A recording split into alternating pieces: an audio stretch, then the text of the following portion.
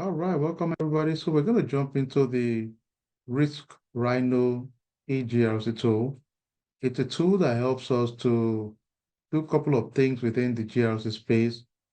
And top on the list, we're going to create regulation, define processes, show how a risk assessment can be automated, do a risk and control matrix, a data security assessment matrix, a remediation plan, and security event tracker.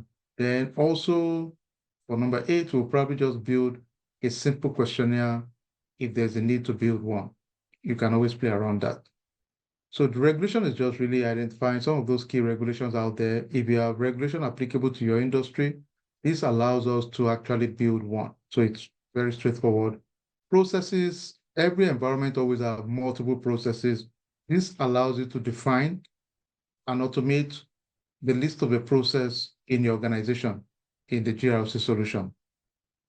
Risk assessment also, you get to actually build different risk identified, the likelihood, the impact. You can put that information in this tool also.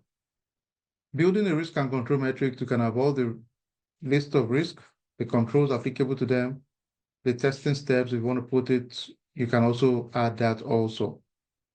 You can do a data security assessment with a tool like this. You can identify different valuable assets and the steps to take during an assessment if you want to. You can build a remediation plan whereby you have your identified issue, the specific timeline to fix or remediate those issues. And the nice thing also is that you can make it trigger reminders for the relevant stakeholders. So if an issue is supposed to be fixed in a week, a day to the week, you can automate it to remind the main stakeholder to fix it. Another one is just security event tracker. You can track events and monitor it to any point, so which is good. So anyway, that's really the gist about the tool itself. All right, somebody said I did not get class link from you today. I think you must be new to our program. So your link is in your LMS and we've not changed the link. So just make sure you're focused.